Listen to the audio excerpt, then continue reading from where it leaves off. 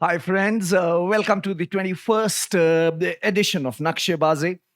I took a couple of days off and just needed to recharge my battery, just needed to probably calm down, spent some time with my son, back again. And back again with something, with a theme which is really, really very close to my heart. Right, but the context. Let me put the context as well here. This is some of the very intriguing images which are coming out of Afghanistan. This new Taliban ruled, dominated Afghanistan.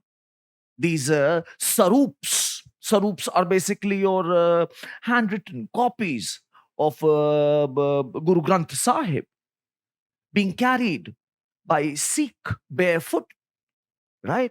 Carrying them all the way from Afghanistan to India, right? So that probably made me, somewhere realize that the theme which I needed to discuss with you guys is this is Gurumukhi script. This is Gurumukhi script, right? See how beautiful it is. See, this basically says Sikhon ka itihas. Let's try and learn history of Sikhs and understand what is the ideology, what is the structure of this really, really wonderful group here, right? Let's begin. So, but these are the 10 gurus. Apparently, there are 10 human gurus. And then the collection of all their sayings, the teachings, plus teachings of some of the other important, wonderful people. They all are compiled together and known as Guru Granth Sahib, which is considered to be the 11th Guru. Right? And it is believed, do you know this? That they believe that there's the same eternal spirit which inhabits all these 10 gurus. And now it is residing in the Granth Sahib, and hence so much of veneration. Hence so much of veneration. It is believed that the spirit of these guru is somewhere there. In fact, if you look at it, it was a very pleasant surprise for me. The word Sikh, can you believe it's derived from Sanskrit word shishya. Sikhna, shishya. Right? It is coming from that. It's Apabhrams of Shishya. Right? So anyway, these are your 10 gurus. I will discuss these with you individually and will tell you something about each of them, right? Of course, we'll begin with the big one, Guru Nanak, the one who laid the foundation of it all. And please, please, please do not get any which way, do not get an impression that this guy was an ordinary saint. He was a revolutionary. He was a revolutionary on several counts. Can you believe it? This guy, he's born here at Nankana Sahib. Now it is, in those days it was called as a Talwandi. Now Pakistan government has changed the name to Nankana Sahib. And what he does is, he's, right from his early childhood, he seems to be somebody, very, he has that spiritual craving, which so few of us probably, dwell our thoughts on. He makes so many journeys, udasis, and apparently he travels all the way. He also tries his hand with so many different faiths, including Islam. And after traveling all this, he took sannyas, sab jagah chale gaye bechare.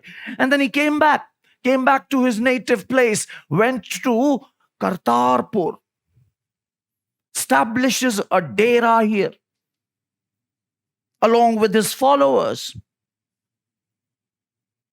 And now he brings out a revolution. in the entire subcontinent thought, right? There was a very strong prestige. There was a very strong prestige associated with the concept of notion of sannyas. That, somewhere it was believed that the householder's life is on the lower, ladder. And the ascetic life is the only way to attain salvation. Sannyas lena, you need to go to Himalayas, you need to go to the forests, aranyaks. Only then you can attain salvation. He rejected it. In fact, he not only rejected it, reject to Kabir ne bhi kiya. He turned it upside down. He said, anybody who is going there looking for salvation is not gonna get it. The only way you attain salvation is by living here in this world, fulfilling your householder's duty, earning an honest day living, and working with you and for your community. Massive influence. It is this underlying principle which somewhere determines the work ethic of Sikh. Sikh people are believed to be extremely hardworking. And you will never see a Sikh beggar. I've heard this. Right? So yes, somewhere he says it, that a householder life, he actually puts the householder life at a pedestal, just like Varkari saints. Right? So massive revolution. Secondly, he started the langar. Langar Sufi idea tha. Right? हमने बात की है इसकी. He started it and made it a regular activity at his dera. And this had a massive influence. This also, please understand, langar should not be simply understood as a, a tasty meal for people who cannot afford it, or for everybody else. No. It is an institutionalized attack on the notions of chut, achut, which were prevalent in our society. There were so many rules of Dharma Shastra written purely on this. Phala caste cannot eat food which is cooked by those castes. And here, he is making everybody sit on the same level. And they all are going to eat food which has been cooked by they don't know who, and is being served by a person whose caste you have no idea, whose religion you have no idea. So this is a massive institutionalized attack on notions of purity and pollution, which were prevalent there and still are, sadly. He passes away, and he appoints Bhai Lehna, Guru Angad, right? Bhai Lehna as the second Sikh Guru. He becomes known as Guru Angad. He is known for adopting and formalizing the Gurumukhi script. He adopted and formalized the Gurumukhi script and gave it its current form. It is this script which is going to be later used in compilation of all the teachings of the Gurus. The third Guru, this is Guru Amar Das. Right? Guru Amar Das. Look at this image, very interesting image, right? He is an institution builder. He started a lot of traditions, ceremonies, etc., which even now define Sikh faith. Let's have a look at some of his contribution. He institutionalized langar throughout all Sikh deras. Right? He really expanded the idea and he believed in it. It is believed that when Akbar, the Mughal emperor Akbar, came to meet him, seek his blessings, then he refused to meet him. He said that Akbar must first leave all the pretensions away and sit down like an ordinary person, eat the food, and then we will sit down and discuss like everybody else. Pehle pangat, phir sangat. And Akbar, as you can expect, right, whatever we know of him, he agreed, it seems. He agreed. And he sat down like, everybody else. And of course, one reason could be that the food which they serve at Langar is massively tasty, right? Another very important contribution this fellow makes, Guru Amar Das, he started the Manji system. He divided, the Sikh population was growing fast, right? So they were living in, a contiguous area. He divided them into 22 religious administrative units called as Manji. Each Manji will be represented by certain Sangatiya. The chief of all such Sangatiyas will be called as a Masand. So he started this entire structure. Manji system it is called as, right? It is similar to diocese system of Christian church, right? They also have similar organization. He is known for, he promoted gender parity. And if you guys have had the pleasure of knowing Sikh males and females, then I'm sure you would agree that they have a very strong notion of gender parity. Sikh females are very strong. It could be my sample bias, but at least the Sikh woman which I encounter. Correct me if I'm wrong, right? Correct me if I'm wrong. Please communicate, man. I love to communicate. Yaar, isliye main padhata hu.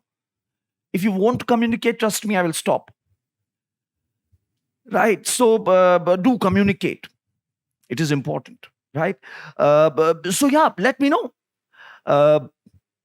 जैसा मैं तुम्हें कह रहा था, क्या कह रहा था मैं? Let me. Yes, he spoke of gender equality. Right? Prohibited sati. Allowed women to become Sangatiyas, representatives in the Manji system. Right? So massive figure, and had a huge implication. If you look at the current power dynamics, gender dynamics in Sikhism, I think we all will be pleasantly surprised. I believe. I could be wrong. He was against sati. He rejected the parda system of which was being followed by the Muslims of the time, and the sati pratha.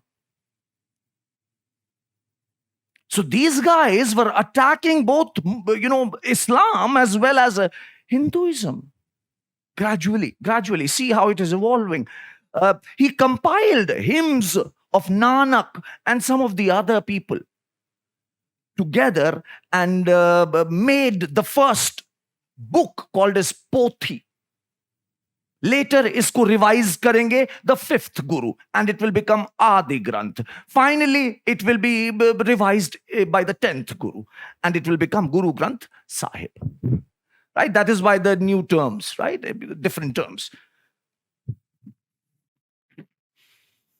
The Sikh Hegeographies, matlab, all these religious gurus and all, right? Their biographies are called as Hegeographies. They have religious significance, right? So these Hegeographies are called as a Janam Sakhi.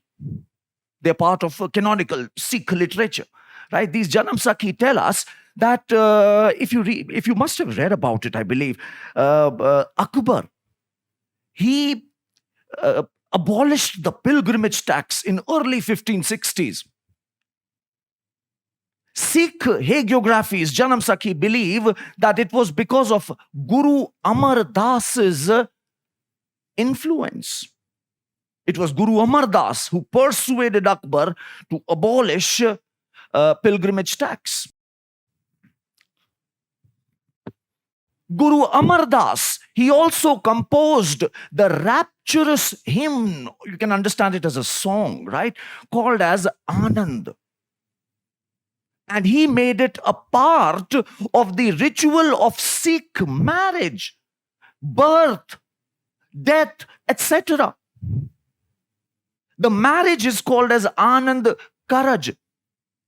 Again, Sanskrit Karya, a blissful event. Anand Karaj. This is the Sikh marriage. Right? This is the Sikh marriage. It is called as Anand Karaj. Later, the next guru will add some more elements to it as well. Guru Amar Das, the third guru, right? He is the one, if you noticed his image, do you see he's shown picking up a bowl full of water. Why? This is the reason. He is said to have, he's believed to have identified the spot for the construction of Harmandir Sahib, the Golden Temple. He finalized the spot, Amar Das. After this will come Ram Das, fourth guru. He will begin the construction. After that will come the fifth guru, Arjan Dev. Under him, it will be completed. And finally, of course, the golden gilding, plating will be done during the time of Ranjit Singh. I'll come back to this picture. There's one more very interesting thing which I would want to discuss with you. First, let's complete these 10 gurus. Let's keep it, understanding chronologically. That's the best way to move here. So, मैं क्या कह रहा था? I was saying that now the fourth guru, after Amar Das passes away, it is Guru Ram Das's turn. He's called as Bhai Jetha, a very important person. The first 4 Sikh Guru, they are not related by birth. But after Ram Das, everybody else will be a descendant of Ram Das. You get the point? After Ram Das, Arjan Dev will be his son, and so on and so forth. It will all be his descendants. Right? Okay. So Bhai Jetha, he was appointed as the guru by Amar Das. And as a result, the sons of Amar Das, of course, did not like it. And they started, becoming very hostile towards him. He had to shift his base to land which was identified by Amar Das. समझे? जहां पे Golden Temple बनेगा. So Ramdas shifted to that place. And it was known as Ramdaspur. He started this, he planned this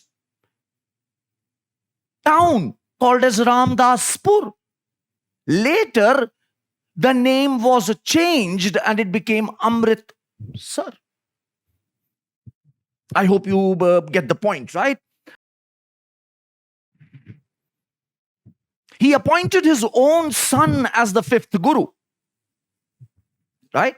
This is Guru Arjun Dev. This is Guru Arjan Dev. This entire Pagadi system thing, right? That came after the formation of Khalsa. Right? Remember that. So this is Guru Arjan Dev. He is first of the 2 gurus. There are 2 gurus who have been, martyred in the cause of Sikhism. One is Guru Arjun Dev, right? And the other is Guru Tegh Bahadur, right? He, of course, as I told you, he completed the construction of Harmandir Sahib. He compiled Adi Granth. He's the fifth Guru. He compiled the Adi Granth. And he also institutionalized a tax called as Dasavand. Very interesting concept. A tax called as a Dasavand. That means every Sikh will have to pay 1/10 of his or her income for maintenance of gurudwaras and running of langars and other works. This practice is followed till date.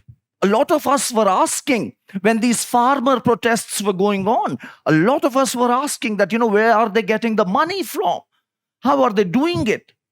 One reason definitely could be Dasavand. They have a very strong tradition of people giving this charity. Right? Just like in Islam, they have this concept of zakat as well. This is a Gurudwara Dera Sahib in Lahore, right? It is believed that this is where Guru Arjun Dev in 1606, just after the death of Akbar, Jehangir had assumed the Mughal throne. And on the orders of Jehangir, Guru Arjun Dev was killed right at this point in Lahore. Reason? Several theories exist. One theory which tells us is that there was a war of succession after Akbar's death. Right? One of Jahangir's son, he rebelled against his dad. And apparently, Guru Arjan Dev helped him, was on his side. And Jahangir became mighty pissed with it. And he had them executed. He had him executed. Right? In his own autobiography, Tuzke Jahangiri, which, does talk of this incident. And here Jahangir is saying that, this guru, he had developed a lot of followers and he was fooling Hindus and Muslims alike. And hence the execution. Right? And hence the execution. After his execution, after Arjan Dev's execution, at the young age of 11, his son became the sixth Sikh Guru. He is known as Sri Guru Har Gobind Sahib Ji, a very important figure of Sikh history. He is the one who introduced militarization. He introduced the concept of Miri and Piri. He said that the religious guru, the Sikh Guru, he represents not only the spiritual authority, but also the temporal authority.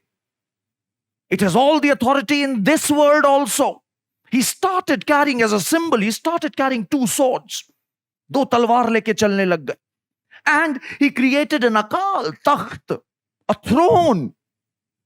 A throne was constructed right in front of Harmandir Sahib. This is called as Akal Takht. This was to deal with the matters related with the justice, administration, etc. He gave the concept of Miri-Piri. Very interesting, right? This is the timeline. This is the period in which he was the Guru of the Sikh community, the sixth Guru. The sixth Guru. This is, of course, your golden temple, and this is Akal Takht. And this is the inside chamber of Akal Takht.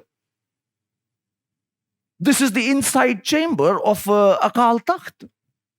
Very interesting.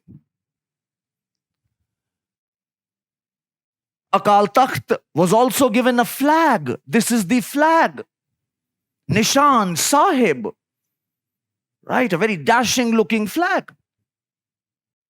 Today, as we speak, right, this Akal Takht it is under the authority of people called as a Jathedar.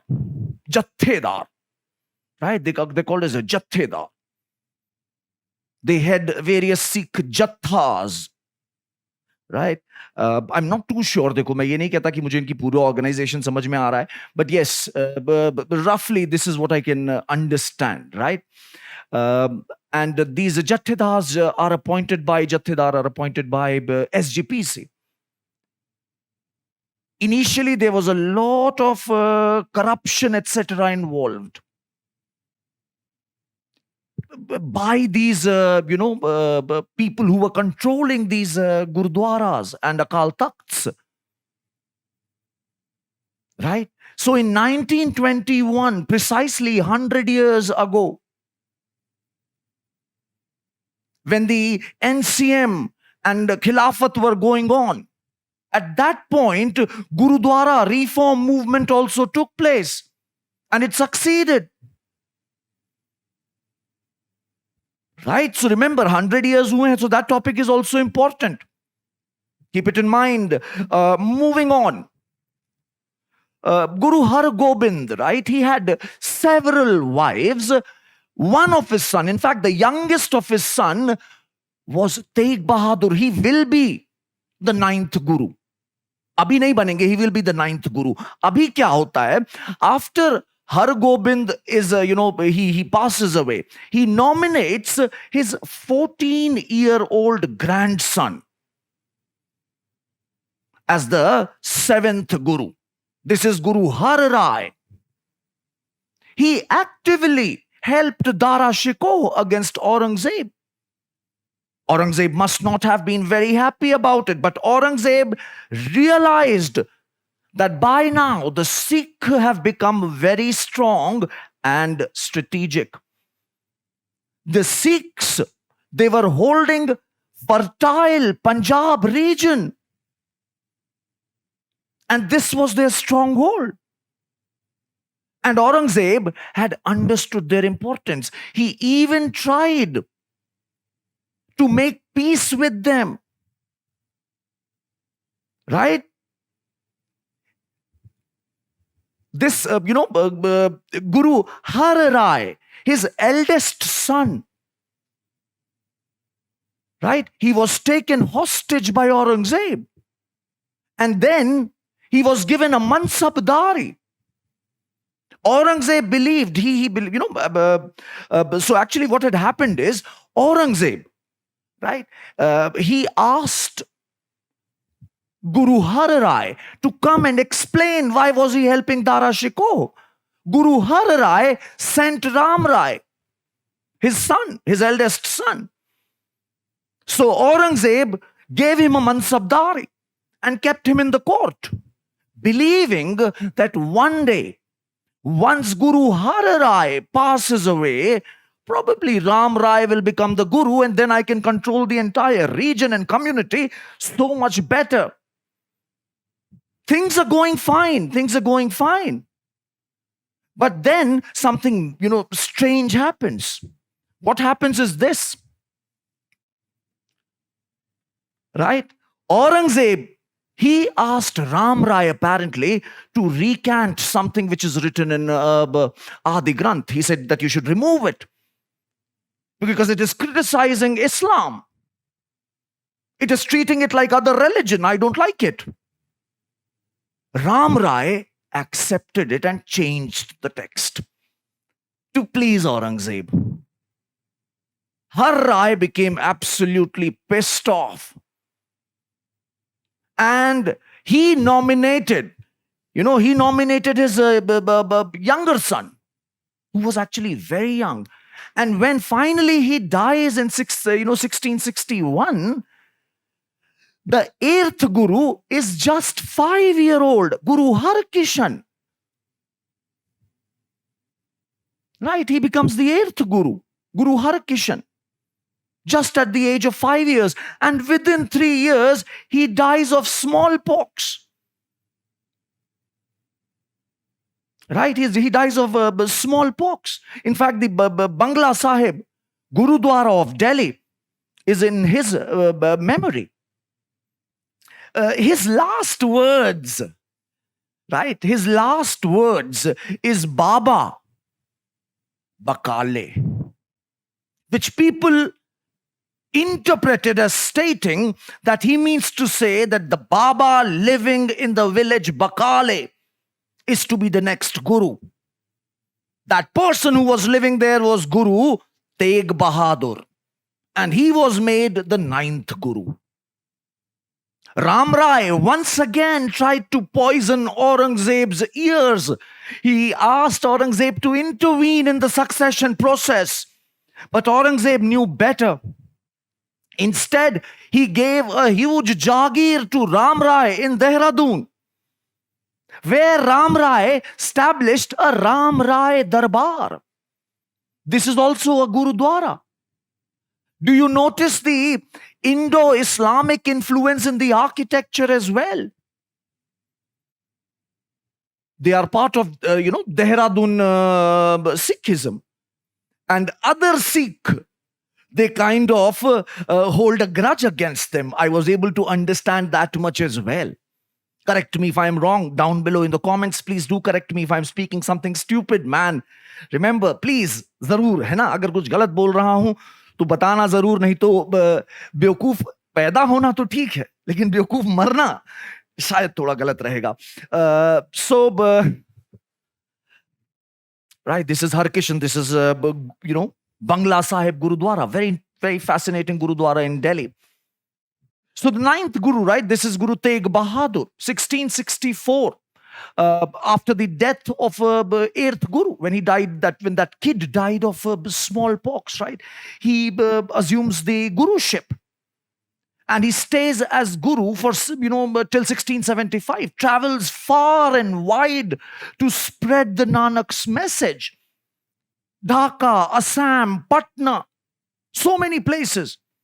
Patna is the place where the 10th Guru, or the would-be Guru, the final Guru, Guru Gobind Singh, will be born. In 1675, by 1675, all the reports of Mughals, they started indicating that this fellow is becoming stronger and stronger. He was always surrounded by bodyguards, right from Guru Arjun Dev. Everybody had been surrounded by bodyguards. And now they were becoming a force, real force, thousands of people. All these secret reports called as Vakya Navis reports, they started indicating that he was causing a lot of trouble for Mughals. And at this point of time, the Mughals, the Aurangzeb's Sharia rule was also turning into a very orthodox rule. A lot of Kashmiri Brahmins were being exploited. They were being forced to convert, it seems. And he was on his way to help them. And that is when he was caught hold of and executed at Chandni Chowk in Delhi in 1675. And now, Guruship finally comes to Guru Gobind Singh, the 10th one. Now, after the execution of Tegh Bahadur, two things became immediately apparent. One was Sikh movement. It became a military brotherhood. Har Gobind, the 6th Guru, he had introduced the spirit of militarization, but now it became so pronounced, so much more pronounced, right? And now the Sikhs, fearing further persecution, they moved to Punjab hills. They moved to Punjab hills, right? These are two depictions of Guru Gobind Singh. He became the Guru at age of 9, right? And will be murdered in 1608 by two Afghans. And we really do not know much about how. In fact, even the death of Tegh Bahadur, there are so many theories to contest with. I would not like to get into there. And I'm sure you would understand why, right? So, Guru Gobind Singh, right? In 1699, he establishes Khalsa. And this Khalsa, it refers not only to the community of Sikh people, but it also represents a special group of initiated Sikh, जिन्होंने अमृत चखा है, people who have tasted Amrit, right? He initiated the Khalsa as a warrior with the duty to protect the innocent, right? These Sikh people, they started expanding at the cost of the hill Rajas, right? And they invited the Mughals to intervene. Aurangzeb intervened in this battle. And at Battle of Chamkaur, the Sikh were defeated, massacred. Aurangzeb and his army took an oath on Quran that we will give you a safe passage. But then they attacked. Guru still managed to leave. He still managed to escape, and he wrote a letter next year to Aurangzeb, which is called as Zafarnama, where he argued that Aurangzeb, you have actually lost the battle. Right? You have actually lost the battle. Now Guru Gobind Singh escaped to Nanded, Maharashtra, and this is where he met Guru Baksha Singh. That is Baba Banda Singh. That is Baba Banda Bahadur, who is going to be the first commander of the Khalsa army. He's going to be the first commander of Khalsa army and will defeat Mughals, capture Samana, Sirhind, their major mint towns. These are the Panj Takht, right? These are the Panj Takht of Sikh religion. 5 thrones, right? And then there's Nankana Sahib and Kartarpur in Pakistan as well. These are their major pilgrimage centers. So with that in mind, just one last slide I would like to show you guys. Yes, it is composed predominantly by Sikh gurus, right? These are the 6 ones, and there are 14 Hindu Bhakti movement saints such as Ramanand, Kabir, Namdev, Raidas, and 1 Muslim Sufi saint, Sheikh Farid. Right? With that, I would love to end this discussion. Thank you so much. God bless you all.